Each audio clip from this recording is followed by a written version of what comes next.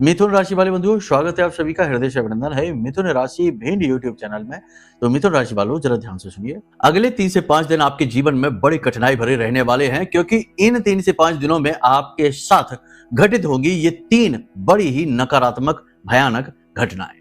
इन्हीं के साथ साथ घटित होंगी 2 बेहद शुभ घटनाएं, लेकिन ये चुपके से दिए के तले अंधेरे के समान कब आकर गुजरेंगी आपको पता भी नहीं चलेगा। आपको इसके लिए सतर्क और सावधान रहना होगा, जागरूक रहना होगा।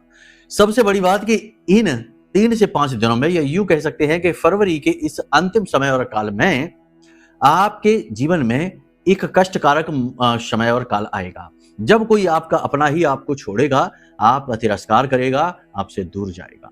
ये आपके दिल का, आपके मन का जुड़ा हुआ भाव है। इसमें आपको थोड़ी तकलीफ होगी, कष्ट सहना होगा, अलगाव है, बिछुड़ाव है। तो कहने का मतलब यह है कि आपको इन चीजों के बारे में पहले से ही भान होना, ज्ञान होना आवश्यक है। जब आप पहले से इन चीजों को समझेंगे, जानेंगे, तो आप समय अनुसार उचित फैसला लेंगे, गलत मार्ग पर आप नहीं जाएंगे। और महामाई की दिव्य कृपा और आशीर्वाद तो फिर है ही आपको गाइड करने के लिए, आपको सत मार्ग पर लाने के लिए, और आपके जीवन से जो भी अभी निगेटिविटी है, जो आपको परेशान कर रही है, उन्हें दूर करने के लिए। तो कार्यक्रम बेहद महत्वपूर्ण है, इसे पूरा जरूर देखिए, क्योंकि इस कार्यक्रम में एक बेहद शक्तिशाली उपाय और क्रिया की भी बात करेंगे, जो 3 दिन में अपना प्रभाव दिखाएगी। जी हाँ, इसी के साथ साथ सबसे महत्वपूर्ण प्रश्न जो आपके मन में भी गूंजता रहता है, और अक्सर बहुत सारे लोग हमसे पूछते हैं कि गुरुदेव, हमारे कुल देवता कौन है, इनको हम कैसे जानें? क्योंकि परिवार में भी हमने बात करके देख ली, लोगों को पता ही नहीं है, लोग भूल चुके हैं, और जिन बड़े बुजुर्गों को पता होगा वो हमारी पहुंच से अभी दूर हैं, या तो बाहर हैं, या विदेश हैं, जो भी कुछ कारण है। लेकिन बहुत सारे लोगों के ये प्रश्न आते हैं कि हमारे कुल देवता कौन है, इन्हें हम कैसे जानें? तो आज हम आपको एक ऐसी विशेष प्रक्रिया के बारे में बताएंगे, जिससे आप अपने कुल देवता के प्रत्यक्ष दर्शन कर पाएंगे। जी हाँ, सपने के माध्यम से आपके कुल देवता आपसे संपर्क करेंगे और आपको गाइड भी करेंगे। जी हाँ, हो सकता है कि आपके पितृ देवता भी आपके लिए यही कार्य करें, लेकिन इस क्रिया, इस उपाय का परिणाम 101% मिला है, जिससे भी हमने ये कराया है। प्रश्न के आधार पर इस उपाय को आज हम आपको बताने जा रहे हैं। आप भी इसे करके देखना, और केवल 3 से 5 दिनों में या 7 दिनों में अधिकतम आपको रिजल्ट मिलेगा ही मिलेगा। और जब आपको रिजल्ट मिले, तो उसके बाद आपको क्या करना है यह भी पता होना चाहिए, क्योंकि दिव्य शक्तियों का साथ और सानिध्य प्राप्त कर लेना तो फिर भी आसान है, परंतु उनके मनो अनुकूल जीवन में क्रियाएं करते रहना, जीवन को उसी नियमावली में ढालकर चलना अत्यंत कठिन है। तभी तो आपने कई बार देखा होगा कि बड़े बड़े सिद्ध संत कई बार चोट खा जाते हैं, कई बार अपमान का घूंट उन्हें पीना पड़ता है, और कई बार तो जीवन ही जैसे उनका तिरस्कार कर देता है। इतना ज्यादा निचले स्तर पर उन्हें जाना पड़ता है, अत्यंत गंभीर स्थिति में पहुंच जाते हैं, क्योंकि वो जिसकी सिद्धि लेकर बैठे हैं उसके अनुसार जीवन को नहीं चला पाते। कहीं ना कहीं वो गलतियां कर देते हैं, और फिर उनकी उस बात की भयंकर सजा पीड़ा उन्हें प्राप्त होती है। तो जब आप कोई दिव्य शक्ति से जुड़ा प्रयोग करते हैं, उपाय करते हैं, तो फिर आपको कुछ जरूरी कार्य और भी करने चाहिए, ताकि उस दिव्य शक्ति की कृपा आजीवन आपके साथ बनी रहे। यहीं पर जरूरत होती है गुरु की, क्योंकि गुरु आपको ना केवल मार्ग पर चलना सिखाते हैं, बल्कि मार्ग में किस प्रकार से चलना है ये भी बताते हैं, बल्कि आपको ये भी बताते हैं कि कौन सी अड़चनें और रुकावटें जब आए तो आपको क्या करना चाहिए। यही सब कुछ आज इस कार्यक्रम में हम आपको बताने जा रहे हैं। पूरे भाव के साथ, पूरे मन के साथ इस कार्यक्रम को अंत तक जरूर देख लेना। यदि देख लिया तो 100% हम आपसे कहते हैं कि आप कुछ नया और कुछ अद्भुत तो सीख कर जाएंगे ही जाएंगे। यदि इन बातों को अपने जीवन में उतार लेंगे, तो फिर अपने जीवन का उद्धार भी कर पाएंगे, यानी कि कल्याण अपना कर पाएंगे, और हमारी मेहनत सफल हो जाएगी। यही तो हम चाहते हैं, हर व्यक्ति के जीवन में धर्म का अवतरण हो जाए। हर व्यक्ति जो जीवन में गलतियां, भटकाव, कुमार्ग पर जाने की स्थिति में आता है, वह अपने आप को संभाल पाए और अपने आप को सत मार्ग पर लेकर आ पाए, धर्म की राह पर लेकर आ पाए, और महामाई की शरणागत हो जाए। उसके बाद तो फिर सब कुछ महामाई देख ही लेती है। तो उम्मीद करते हैं सारी बातें आप समझ रहे हैं। कार्यक्रम में अंत तक जरूर ठहरेंगे। बस पूरे भाव के साथ महामाई के दर्शन करिए और लिख डालिए कमेंट में, जय मां भद्रकाली कृपा करो। महामाई निश्चित तौर पर आपके ऊपर कृपा कर रही हैं। अब भाव और गहरा है तो यह भी लिखिए कि हे महामाई, हम आपके परिवार के हिस्से हैं, आपके बालक हैं, हम पर दया करो। इस प्रकार से आप लिखिए, आपका भाव महामाई तक अवश्य पहुंचेगा और माई की दृष्टि पड़ते ही सारे दुख, सारी तकलीफ, सारे कष्ट भस्म हो जाएंगे। जी हाँ, तो चलिए अब अपने मूल विषय को प्रारंभ करें। उससे पहले श्री यंत्र के विषय में भी बता देते हैं, क्योंकि ये तो हमारी ड्यूटी है, ये हमारा कर्म है कि शुद्ध चीजें आप तक पहुंचे, जागृत चीजें आपके संपर्क में आए। भले ही जीवन में कोई बहुत बड़ा बदलाव आप ना ला पाए, परंतु जितना भी जीवन, जो भी जीवन आप जी रहे हैं, वह शुद्ध हो, उत्तम हो, दिव्य हो। यही जीवन का उद्देश्य भी होता है। तो श्री यंत्र एक ऐसी ही दिव्य और बहुत ही अमूल्य वस्तु है जो आपके जीवन में इस प्रकार की चीजों को, सिद्धियों को ला सकती है। मां लक्ष्मी की कृपा, आशीर्वाद आपके जीवन में आएगी। तो इस श्री यंत्र के विषय में यदि अधिक जानना चाहते हैं तो नंबर वीडियो में दिख रहे हैं, इन पर फोन कर लेना, आपको सारी बातें समझा दी जाएंगी। साथ ही साथ कार्यक्रम के अंत में श्री यंत्र का एक चित्रण भी है, उसे भी आप देख लेना। आपको पता चल जाएगा कि किस प्रकार से पूरे प्रेम भाव के साथ हमने संजोया है आपके लिए यह महा श्री यंत्र, जो माता लक्ष्मी की शुद्ध ऊर्जा है। तो चलिए अब अपने मूल विषय को शुरू करते हैं, बात करते हैं भविष्यवाणियों की। जय माई की। बंधुओं, ज्योतिष और तंत्र विद्या के क्षेत्र में आचार्य अमित एक जाना माना नाम है।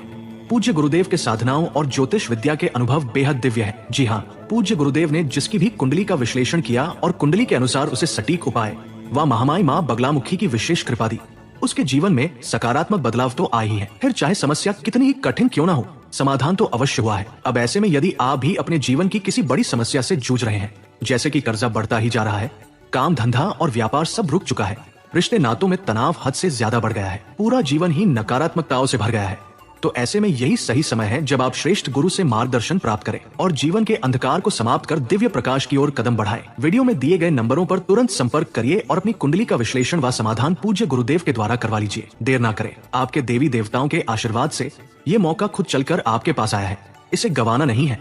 अभी फोन करें और गुरुदेव से मार्गदर्शन प्राप्त करें। महामाई आपका कल्याण करें। धन्यवाद। तो सबसे पहले यहाँ पर हम आपको बता दें कि भविष्यवाणियों को भी जानने से पहले सावधानियों को जान लो। 3 ऐसी चीजें हैं जिनको आपको संभल कर चलना है, जिन विषयों में आपको जोश से ज्यादा होश की आवश्यकता रहने वाली है। वो 3 विषय कौन से हैं? पहला विषय, नौकरी बदलने को लेकर।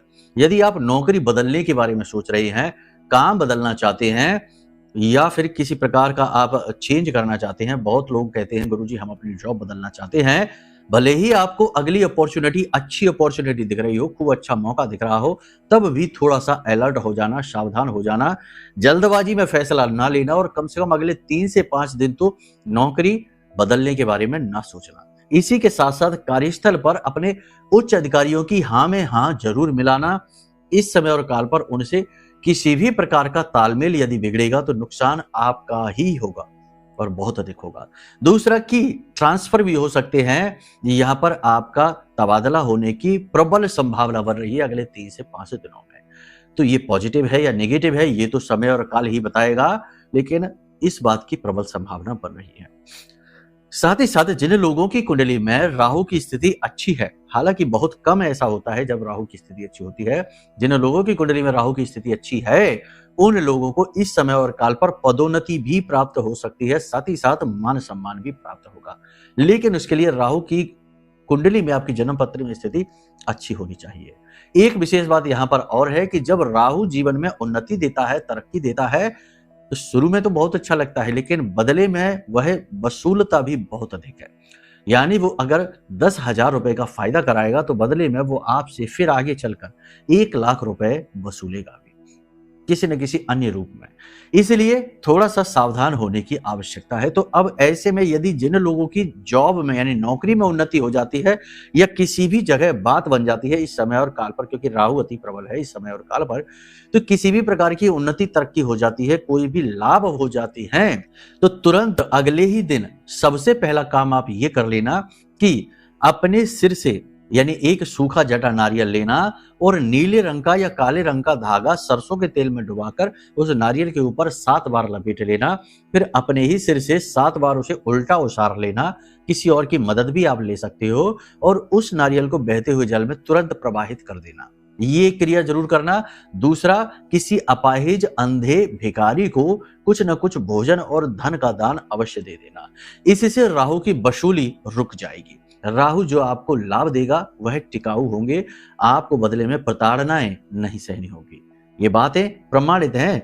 जो मान लेगा वो तो बहुत तरक्की कर जाएगा, और जो नहीं मानेगा उसकी नसीब में, उसकी किस्मत में ठोकरें लिख गई हैं। ठीक है, तो पहली चीज आप इसका ध्यान रखिए। दूसरी चीज, इमोशंस, अपनी भावनाओं का, क्योंकि चंद्रमा द्वितीय में उच्च का है और शनि से दृष्ट है। यहां पर आपके अपने इमोशन ही आपके दुख का कारण बनेंगे, दूसरे नहीं, आप स्वयं ही। यानी आप ऐसी बातें सोच सकते हैं जो बातें वास्तविकता में हैं ही नहीं। यानी भविष्य को लेकर अनजाने डर भय आपके मन में जगह कर सकते हैं। ओवर थिंकिंग आप कर सकते हैं अपने कैरियर, अपनी समस्याओं के बारे में, अपने परिवार के बारे में। जरूर से ज्यादा ओवर थिंकिंग और तनाव और डिप्रेशन में आप जा सकते हैं। कुछ इस तरीके की स्थिति उन लोगों के साथ भी रहेगी जिनका चंद्रमा खराब है। जन्म पत्री में जिनका चंद्रमा खराब है उनके साथ तो स्थिति और भी बदतर होने वाली है। यानी उनके लिए तनाव हद से ज्यादा होगा, दुख तकलीफ हद से ज्यादा होगा। अपने ही लोग अपमान करेंगे, अपने ही लोग दुख देंगे, और जिन लोगों के लिए बहुत कुछ आपने किया होगा वही लोग आपके शत्रु बन बैठेंगे, आपके खिलाफ षड्यंत्र करते नजर आएंगे। एक और सबसे बड़ी बात है जिसका अनुभव आप करेंगे कि किसी भी व्यक्ति पर आपको विश्वास नहीं होगा। जी हाँ, हर व्यक्ति आपको अपने आसपास ऐसा लगेगा जैसे कि आपके साथ खेल सा खेल रहा है, एक गेम सा खेल रहा है, यानी कि माइंड गेम। यानी कहीं ना कहीं वह आपके साथ छल कर रहा है। ये चीज आप महसूस करेंगे अपने साथ। ये एक प्रबल चीज है जो इस समय और काल पर आपको दिखेगी। यानी कि दुनिया का खोखलापन, खालीपन और लालच स्पष्ट तौर पर दिखाई देगा, नकारात्मकता स्पष्ट तौर पर दिखाई देगी। कुछ हद तक ये सही भी है। देखो, हम आपको बता दें कि आप एक ऐसे इंसान हैं जो सत्यता की राह पर चलना चाहते हैं। ये बिल्कुल अच्छी बात है, कोई समस्या नहीं।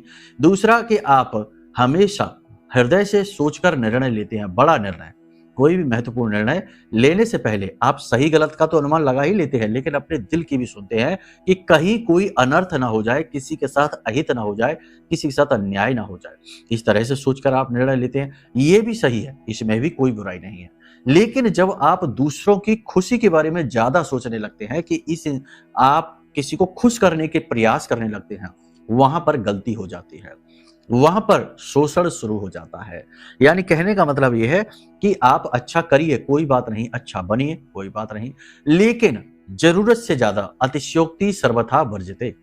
जरूरत से ज्यादा हर एक चीज बुरी होती है, चाहे वह कितनी ही अच्छी क्यों ना हो। अमृत से तो अच्छा कुछ भी नहीं होगा, जो हमारे ज्ञान में है, आज के समय में सभी जानते हैं। अमृत से भी अति अगर हो जाए कि अमृत किसी को दे दिया जाए खूब सारा और अनंत काल तक जीवित रहने के लिए उसे छोड़ दिया जाए, तो वह अमृत उसके लिए विष से भी ज्यादा भयानक हो जाएगा। क्योंकि वह अपने आसपास अपने सभी लोगों को कुछ ना कुछ समय अंतराल के बाद मरते हुए देखेगा और पूरे संसार को नष्ट भ्रष्ट होते हुए देखेगा। यानी कि वह एक ऐसा इंसान बनेगा जो केवल अपनी नहीं, अपनी तो कभी नहीं देखेगा मृत्यु, लेकिन अपने आसपास सभी लोगों की मृत्यु को देखेगा, सबके दुखों को देखेगा, सबकी तकलीफों को देखेगा, पूरे संसार के कष्ट को देखेगा। तो सोचो कि वह कितना दुखी इंसान हो जाएगा। एक समय आएगा जब वह इस संसार को छोड़कर ही भाग जाएगा, किसी जंगल, किसी गुफा में छिप जाएगा, क्योंकि उसे इतना कष्ट होगा। तो वह अमृत जो शुरू में उसे अमृत जैसा लगेगा, वह बाद में महाविष बन जाएगा। इसलिए अतिशयोक्ति सर्वथा वर्जिते, शास्त्रों में कहा गया है कि हर एक चीज की, यानी अच्छाई की भी अतिशयोक्ति खराब होती है। इसीलिए ज्यादा अच्छे जो लोग होते हैं वह हमेशा दूसरों के बुरे होते हैं, क्योंकि वो सीमा लांघ जाते हैं। आपको भी नहीं करना है ऐसा। किसी और को खुश करने के चक्कर में अपने जीवन में जरा भी कष्ट लेकर मत आना। याद रखना कि जो भी इंसान इस संसार में दुख भोग रहा है वह अपने कर्म काट रहा है, और उसी के लिए, अपने कर्मों को काटने के लिए ही उसका ये जन्म उसे प्राप्त हुआ है। यानी कि ये उसका खुद का ही चुनाव है। तो अब ऐसे में आप उसके सहायक बन सकते हैं, उसकी हिम्मत बढ़ाने वाले बन सकते हैं, उसके मन में सकारात्मकता का भाव विचार भरने वाले बन सकते हैं, लेकिन कुछ देने की, जरूर से ज्यादा मदद करने की आवश्यकता नहीं है। इस तरह तो आप उसके प्रारब्ध को ही रोक देंगे और दोषी बन जाए। देखो, उदाहरण हमारे शास्त्रों में स्पष्ट तौर पर दिखता है ना। जैसे कि अर्जुन ने पूरा युद्ध लड़ा, भगवान श्री कृष्ण अर्जुन के साथ थे, तीनों लोकों के स्वामी स्वयं नारायण श्री हरि विष्णु पूर्ण अवतार, जो कि चाहते तो एक चुटकी बजने से पहले ही पूरे महाभारत का फैसला हो जाता, अर्जुन विजेता हो जाते। लेकिन भगवान ने तो शस्त्र उठाने से ही मना कर दिया और कहा कि हम तुम्हारे साथ हैं। तो भगवान साथ में थे, वो अर्जुन का प्रारब्ध था, उसका कर्म था, उसे करना ही था, उसे वो युद्ध लड़ना ही था। तो भगवान ने अर्जुन के मन में ही विचारों को भरा, अर्जुन का मनोबल बढ़ाया, अर्जुन के ज्ञान का विस्तार किया, अर्जुन के मन को मजबूत बनाया, है ना। कठिन कार्य था उसके लिए, लेकिन उसके मन को मजबूत बनाया। न कि बदले में भगवान ने अर्जुन को 10-20 शस्त्र दे दिए कि ये लो शस्त्र और तुरंत जल्दी से फैसला कर दो, एक बाण चलाओ और सारे महाभारत का फैसला एक झटके में कर दो। भगवान चाहते तो वो ऐसा कर सकते थे, लेकिन भगवान ने चीजें नहीं दी, भगवान ने विचार दिए। तो इस संसार में किसी की सबसे अधिक मदद यदि आप करना चाहते हैं तो आप कर सकते हैं केवल सकारात्मक विचारों से, और कुछ नहीं। चीजें देंगे, चीजें खत्म हो जाएंगी, खराब हो जाएंगी, चीजों के साथ कई दोष भी जाते हैं, लेकिन विचार शुद्ध देंगे, सकारात्मक देंगे, मनोबल बढ़ाने वाले देंगे, तो उन विचारों से उसके दिमाग में नए विचारों का सृजन होगा, नई विचारधारा का सृजन होगा, जो बढ़ती ही जाएगी, खत्म नहीं होगी।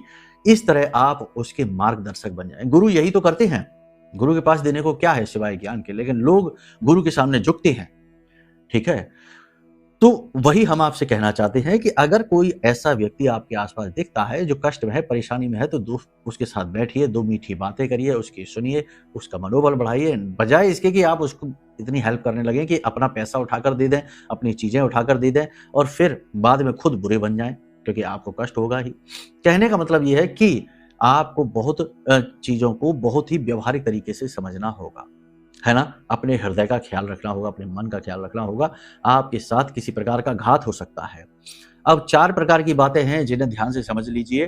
पहली चीज तो ये कि यात्रा में बड़ा कष्ट, क्योंकि अगले 3 से 5 दिन में आपको यात्रा करनी ही पड़ेगी, यात्रा का प्रबल योग है और यात्रा कष्टकारी होगी। हालांकि आपका जो काम के लिए जाएंगे वो काम बनेगा, लेकिन यात्रा कष्टकारी होगी।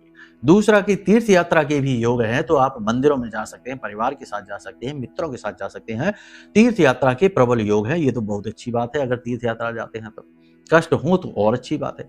तीर्थ यात्रा को कभी भी लग्जरी से नहीं करना चाहिए। तीर्थ यात्रा कष्ट यात्रा होती है, आप समझिए। तीर्थ यात्रा में हम जो मंदिरों में जाते हैं, वो मंदिर इतने पहाड़ों पर, ऊंचाई में, जंगलों में क्यों बने रहते हैं? जरा विचार किया आपने, क्यों बने रहते हैं? इसीलिए कि वहां तक पहुंचना बहुत मुश्किल। अब आज तो सीढ़ियां बन गई, रास्ते बन गए, रोड बन गई, गाड़ियां आ गई बड़ी बड़ी, और हेलीकॉप्टर और ये वो तमाम संसाधन हो गए, 50 तरीके के साधन हो गए, और लोग सीधे वहीं मंदिर के, उनका बस नहीं चलता, वरना तो मूर्ति के बगल से ही हेलीकॉप्टर से उतरें और सीधे भगवान को प्रणाम करें, वो प्रसाद चढ़ा के और सीधे वहीं से उड़ जाएं अपने घर और बोले हम तो तीर्थ यात्रा करा है। ये कोई तीर्थ यात्रा नहीं है, ये तो आपका टूर था जो आपने कर लिया भगवान के नाम पर। झांसा दे रहे हैं आप दुनिया को और खुद को भी। तीर्थ यात्रा का मतलब होता है कि दुर्गम स्थानों पर बने पवित्र स्थानों पर जाना, और वहां पर जाना ही दुर्गम है, पांव में छाले भी पड़ते। पुराने जमाने में लोग पैदल यात्रा किया करते थे, सोचो, वाहनों पर, ऊंट खच्चरों पर यात्रा किया करते थे। पैदल यात्रा, भोजन बनाना, खाना, कोई होटल नहीं, कुछ भी नहीं, कभी भूखे प्यासे, पांव में छाले पड़ गए, सूज गए पैर और दुनिया भर का कष्ट, तब जाते थे भगवान तक और भगवान सुनते थे उनकी और ब्रह्मलीन हुआ करते थे। तो कहने का मतलब यह है कि तीर्थ यात्रा अगर आप जाते हो और आपको कष्ट हो जाता है तो आप भाग्यवान हैं। तीर्थ यात्रा में आपको कष्ट होता है, तकलीफ होती है, शरीर में दर्द होता है, बीमार हो जाते हैं, बुखार आ जाता है, पांव में छाले पड़ जाते हैं, तो आप भाग्यवान हैं, आपकी यात्रा सफल है। बाकी तो यात्राओं के नाम पर, तीर्थों के नाम पर तो ढोंग हो रहा है, इसकी तो बात ही नहीं करनी है।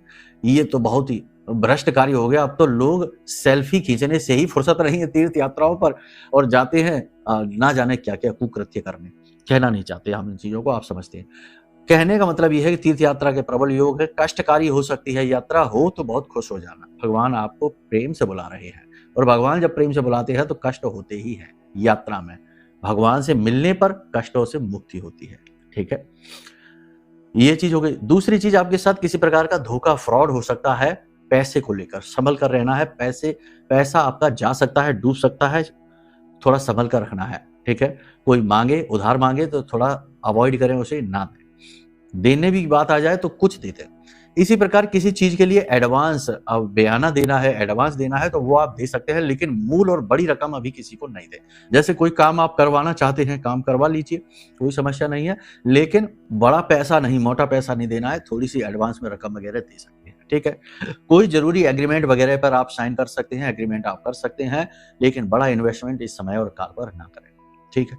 यहां तक सारी बात आपने समझ ली है। अब अपने स्वास्थ्य और सेहत का भी विशेष ख्याल रखिए।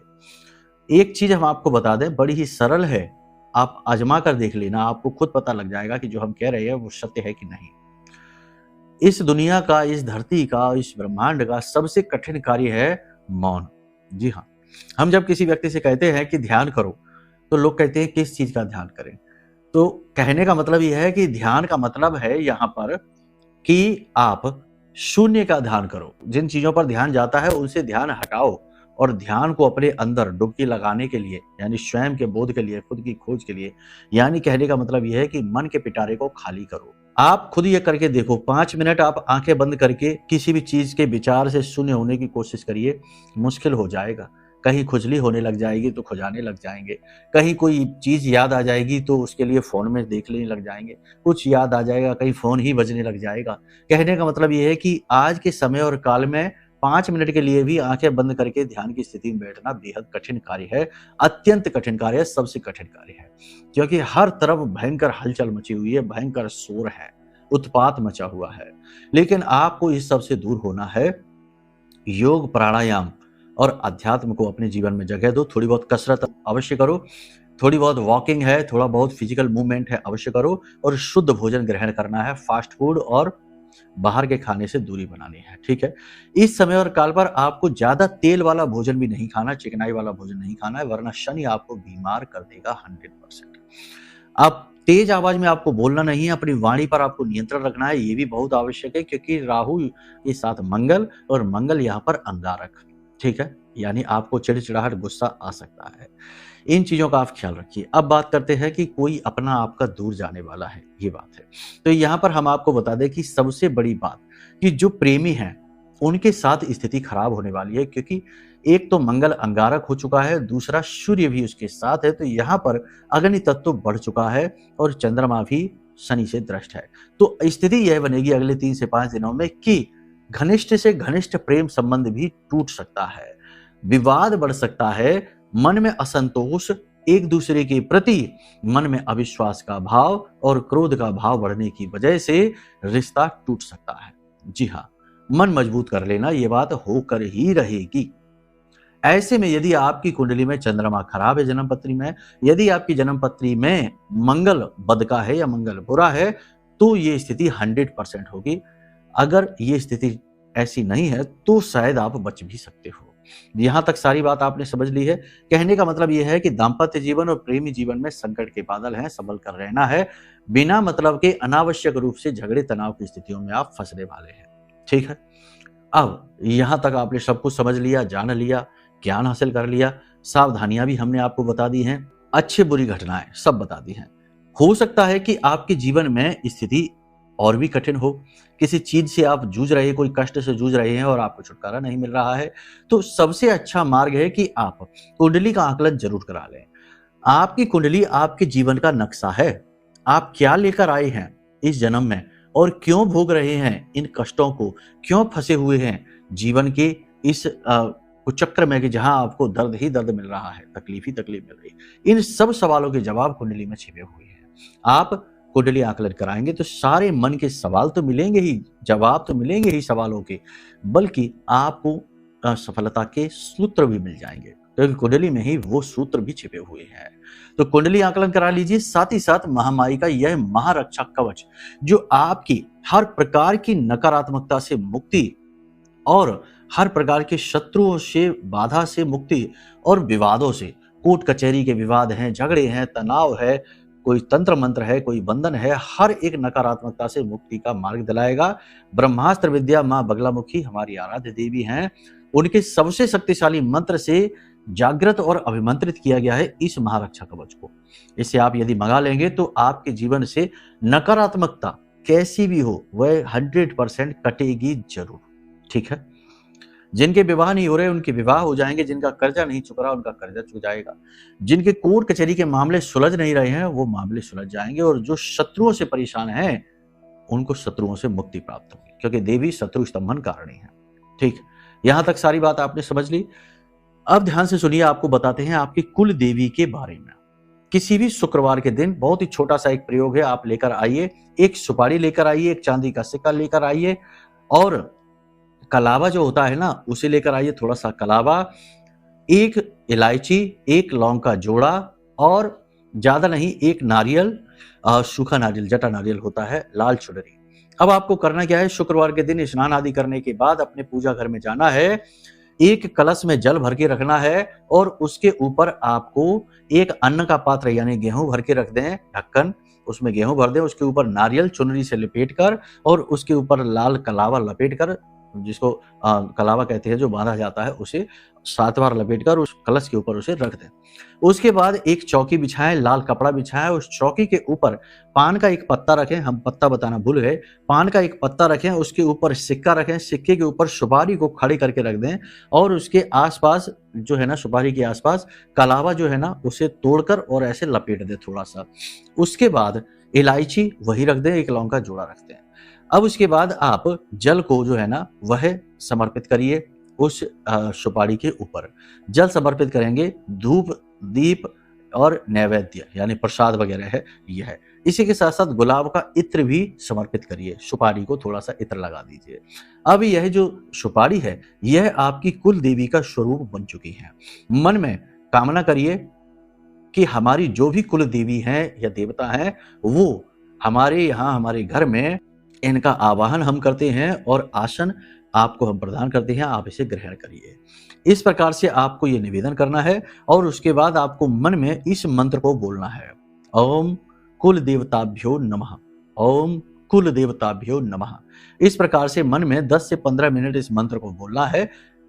पूरे भाव के साथ इस उपाय को कर लेना, आपको 100% प्रूफ मिलेगा। उसके बाद आपको थोड़ी देर वहीं बैठना है, मन में यह कामना करनी है कि आपकी कुल देवी या देवता जो भी हैं उसके बारे में आपको संकेत मिले, संकेत प्राप्त हो, कुल देवी ही संकेत दें, ऐसा आप मन में भाव प्रकट करें।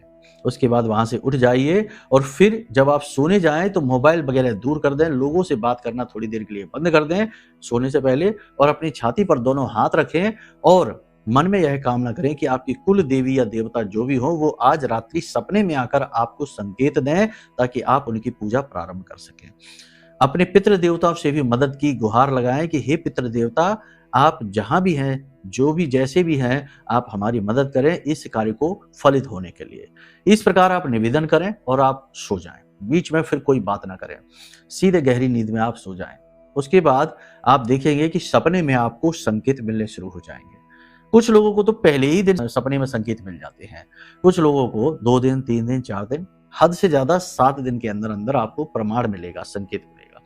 इस दौरान आपको सात्विक जीवन शैली रखनी है, भोजन साधारण खाना है, रात्रि के समय भोजन बहुत ही कम खाना है, और पूर्ण ब्रह्मचर्य का पालन करना है, झूठ वूठ नहीं बोलना है, और जितना हो सके पूजा पाठ करनी है, मंदिर जाना है, थोड़ा दान पुण्य करना है, मंदिर के दान पात्र में 10-5 रुपए जितनी आपकी सामर्थ्य हो वैसा दान भी करना है। इसी के साथ साथ जब आपको आभास हो जाए, पता चल जाए कि माँ काली हैं या माँ बगलामुखी हैं या कोई भी देवी शक्ति है, माँ दुर्गे हैं या हनुमान जी हैं, तो फिर आपको अपने आसपास जो भी इनका मंदिर है वहां पर जाकर एक छोटा सा अनुष्ठान, मांत्रिक अनुष्ठान पंडित जी की सहायता से जरूर करना है, और थोड़ा अपनी कुल देवी या देवता के नाम से वहां पर गरीबों को, भिखारियों को, कन्याओं को भोजन अवश्य कराना है। इतना कर्म आप करेंगे, उसके बाद देखेंगे कि आपकी उन्नति का यह सबसे पहला कदम होगा, और आपको बहुत सहायताएं मिलेंगी, हर बिगड़ा काम आपका बनना शुरू हो जाएगा। ठीक है, इसके बाद फिर आप नियम से अपने कुल देवी की पूजा पाठ करना ही, साधना करना ही। और किसी प्रकार की यदि सहायता आप चाहते हैं तो वीडियो में नंबर है, हम आपको सब कुछ बता देंगे, आप फोन करेंगे तो। ठीक है, तो चलिए अपनी वाणी को अब हम यहीं विराम देते हैं। उम्मीद करते हैं जो भी कुछ हमने बताया है वो सब आपको समझ में आया, इसका आप पूरा प्रयोग कर पाएंगे। अब यदि मन में कोई प्रश्न उठे कि कुंडली आकलन कराना है, महारक्षा कवच लेना है या श्री यंत्र के विषय में अधिक जानना है या कुछ भी और जानना चाहते हैं तो वीडियो में नंबर है, इन पर फोन करिए। कॉल करने का समय है सुबह 10 बजे से लेकर शाम को 4 बजे के बीच। इसके बाद कॉल नहीं करना वरना फोन उठेगा नहीं, ठीक है। तो चलिए प्रेम से बोलिए जय माई की, जय माँ बगलामुखी।